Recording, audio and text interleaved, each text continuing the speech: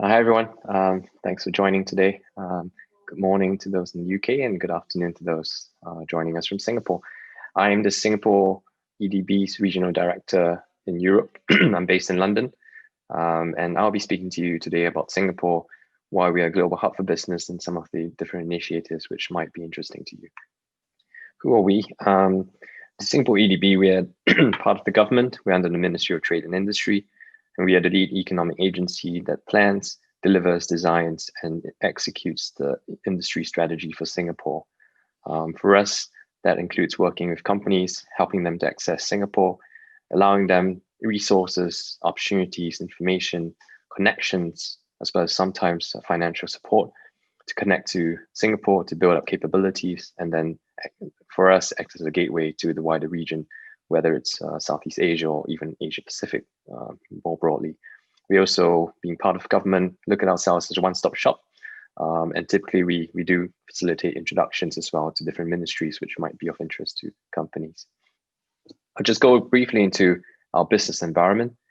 We are about $510 billion Singapore dollar economy. And you might not know that 20% of that is in manufacturing. And I think that really highlights the kind of robust engineering base that we have in Singapore, not just of talent, but also of mind share and a lot of spillover effects into the economy. 15% of that is business services. And I would just add that we are moving into what we call a knowledge economy within Singapore. And a lot of that is underpinned by digital services.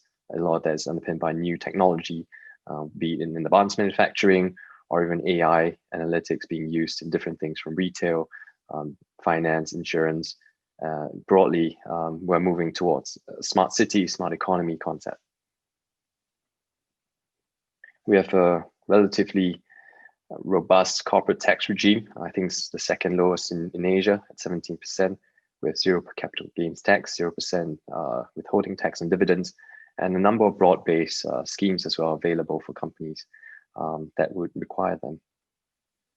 We also have global leadership positions in many sectors. Singapore is the fourth largest exporter of high-tech goods after China, Germany, and the USA.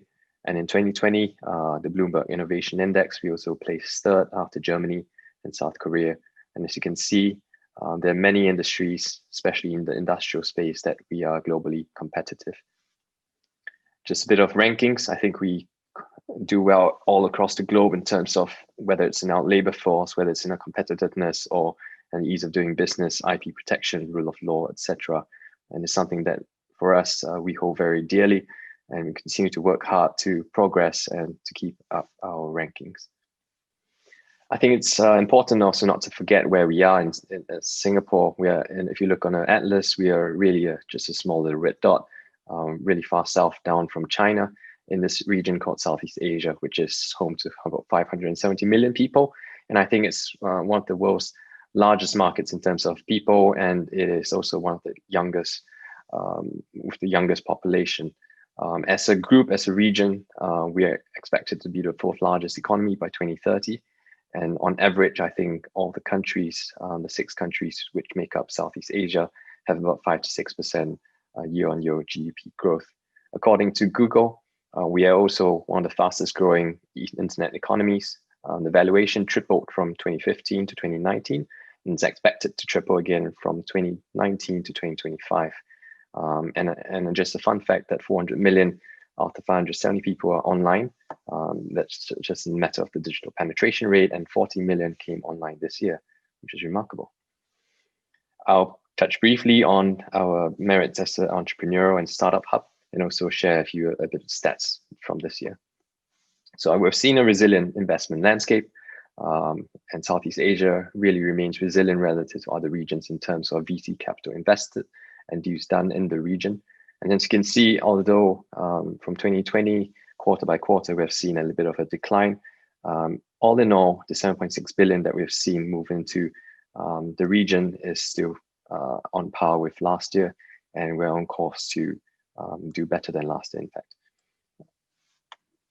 Singapore remains the top investment destination. Within the last 5 years, I think we've always been top first or second behind. It's either Singapore or Indonesia. And we saw 58% of funds raised in Southeast Asia come to Singapore last quarter.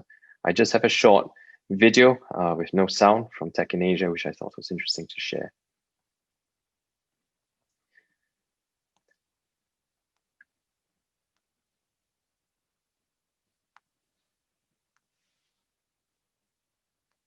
So the top 5 verticals you'll see, I think the first one is on logistics and transport because of the boom in e-commerce due to COVID. There's a lot of need for that kind of logistics and last mile chain of transport. We also see here that there was a lot of funding into seed capital, seed rounds in the funding cap table. And this is another breakdown of where it went to. And finally, where the sources of funding came from. Obviously, the biggest one was the United States, and I think the UK was third according to the data. We have a growing number of 100 million plus companies in Southeast Asia, and a majority of them are based in or originated from Singapore, and you can see those within the green boxes. We also have a vibrant startup ecosystem in Singapore, more than 100 global startup enablers, including the likes of Entler, MNCs, and large enterprises, which would be demand drivers for new technology opportunities. We have a good pool of talent, as well as we've seen increasing large amount of startup events being held in Singapore. Of course, Switch is one that we're very familiar with. Another one is Singapore FinTech Festival and the likes. There are support schemes available no matter which stage you are in. And I think you'll find it very interesting. There's support for deep tech startups from EDB Investments, which is affiliated to EDP. And I think another one to point out is accreditation at SGD by the IMDA, which allows companies green lane access to new government projects and also a lot more access to partners. As mentioned, we have a budding group of talent. I think for us in Singapore, we have no natural resources except our people. And so it's something that we take very much effort and focus into grooming. For us, you can see the large range of renowned institutions, not just churning out entrepreneurs and partners, but also engineers, computer scientists, and a huge pool of STEM talent as well. I'll move quickly into manufacturing. I looked through the company list. I saw a lot of companies were focused on manufacturing solutions. So I thought it might be good to share a little bit about this as well. We are a global hub for Industry 4.0 and advanced manufacturing. For us in Singapore, having that 20% of our GDP in manufacturing and not being a low-cost location is remarkable because it just shows you the productivity levels in Singapore, which attracts companies here to do manufacturing and also to maintain the manufacturing basis in Singapore. And the only reason we can do that is by continually investing with our companies, the EDB working very closely with our partners to bring new technologies, continue attracting investments and R&D into Singapore. We have a critical mass of leading manufacturers based here who continue to invest and would make up the lead demand for a lot of new solutions that they're exploring. And we're also backed by world-class research capability and model factories. There are 2 that are listed below. And we look forward to working with companies on new technology to test them in the model factories to scale it and sell the solutions and export it out of Singapore as well. And lastly, I thought it was good to mention the Smart Industry Readiness Index. You might have heard of it. It is something that we came up with, the EDB, with a network of leading companies as a diagnostic tool to help companies measure where they are in terms of their manufacturing journey and how to get to an advanced manufacturing stage in I 4.0. It is measured in 3 pillars, process, people, and technology. And depending on where you are, it gives recommendations into the next round of investment and transformation. Because if you can't measure, you can't improve. And that's the basis behind it. I think the recent announcement that we had is that we, together with the World Economic Forum, have partnered up to look at this for the next 2 years. CIRI will be the world index for manufacturing. And we're really excited to see how that partnership progresses with the WEF. You can find out more at ciri.gov.sg.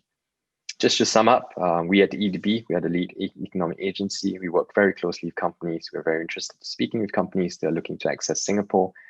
We have a range of tools and schemes to support companies' growth.